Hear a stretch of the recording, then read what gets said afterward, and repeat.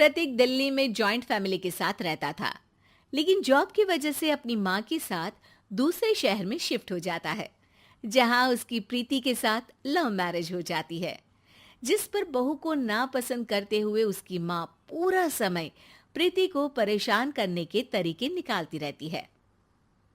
प्रीति, कहाँ हो?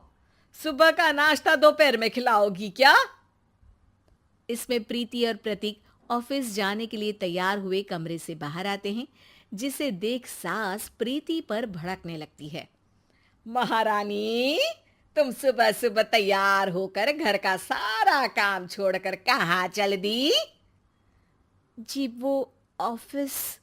हैं? तुम ऑफिस जाओगी तो घर में जो सफाई, नाश्ता, खाने का काम है वो क्या मैं करूंगी? माँ, मैंने उससे वादा किया था कि वो जॉब कंटिन्यू कर सकती है। अरे वाह जी वाह, दोनों आपस में सलाह कर फैसले ले लिए। मैं क्या यहाँ बेवकूफ बैठी हूँ? मुझसे पूछना किसी ने जरूरी नहीं समझा? मम्मी, आप फिक्र ना करें, मैं आज ही रेजिग्नेशन दे दूंगी। प्रीति ऑफिस के लिए चली जाती है और अगले दिन से जॉब छोड़ घर के कामों में लग जाती है, लेकिन साथ ही उदास भी रहने लगती है, जिसे देख प्रतीक को अच्छा नहीं लगता। मुझे पता है तुम्हें अपनी जॉब कितनी पसंद थी। आई एम सॉरी प्रीति। अरे कुछ नहीं होता, बस मम्मी खुश रहनी चाहिए। अब प्रीति अपनी सास को खुश करने और उनका दिल जीतने की जी तोड़ कोशिश करती रहती है, पर सास कभी उससे सीधे मुंह बात तक नहीं करती। इसी तरह दिन बीतने लगते हैं। एक शाम प्रतीक ऑफिस से परेशान घर वापस आता है। माँ, चाची का फोन आया था। दादी की तबीयत बहुत खराब है, हमें दिल्ली जाना होगा। पति की बात सुन प्रीति तो पैकिंग शुरू भी कर देती है, पर माँ वहीं बूत बनी खड़ी रह जाती है। लगता है मम्मी अपनी सास से बहुत प्यार करती हैं, तभी उनके बीमार होने की खबर सुन शॉक में आ गई। ये प्यार नहीं, परेशानी है। तुम तो ऐसे सोचो कि अब से जब तक दिल्ली में हो तुम्हारे अच्छे दिन शुरू। अच्छा, ऐसा क्या है दिल्ली में? वो तुम्हें कुछ ही घंटों में पता चल जाएगा। सास के रिएक्शन और पति की बात से कंफ्यूज्ड प्रीति दोबारा पैकिंग में लग जाती है, जिसके बाद कुछ घंटों का सफर तय कर तीनों दिल्ली पहुंच जाते हैं, जहां घर के अंदर पहुंचते ही लोगों की भीड़ देख प्रीति परेशान हो जाती है। हे भगवान, इतनी भीड़! प्रतीक, कहीं तुम्हारी दादी को कुछ हो तो नहीं गया ना? पागल, ये भीड़ नहीं, मेरा परिवार है। क्या? इसे तुम परिवार कहते हो?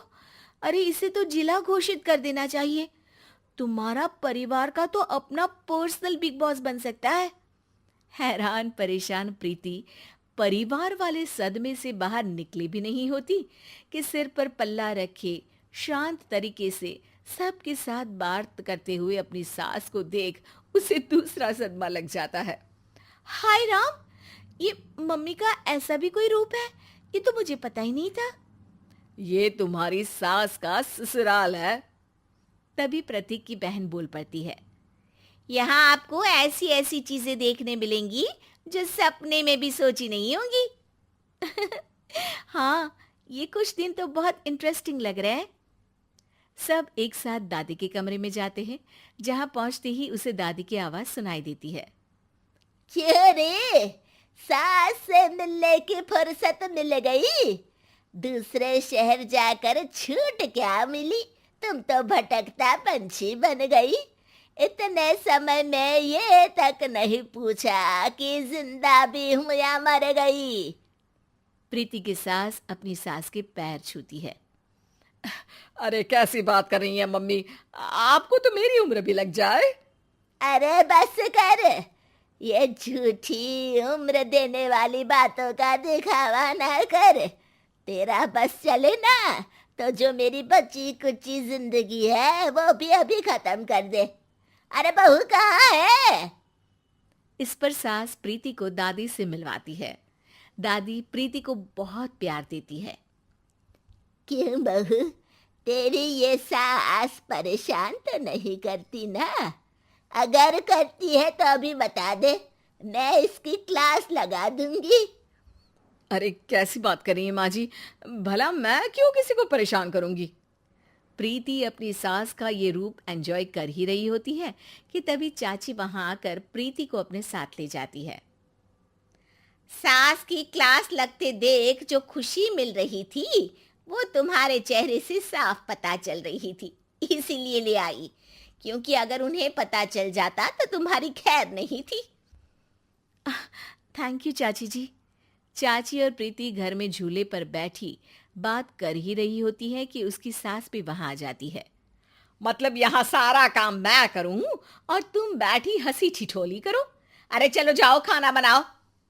सास प्रीति को डांट कर काम करने भेज देती है, जिसे दादी देख लेती है और एक बार फिर सासू माँ की क्लास लग जाती है, जिसे पूरा परिवार मजे से खड़ा होकर देखने लगता है। क्यों रे, मैंने तुझे काम बोला और तू उस बच्ची को परेशान कर रही है। सास की कोई इज्जत रह गई है इस घर में या नहीं? यहाँ खुद की सास होते हुए भी ज्यादा बड़ी बन रही है।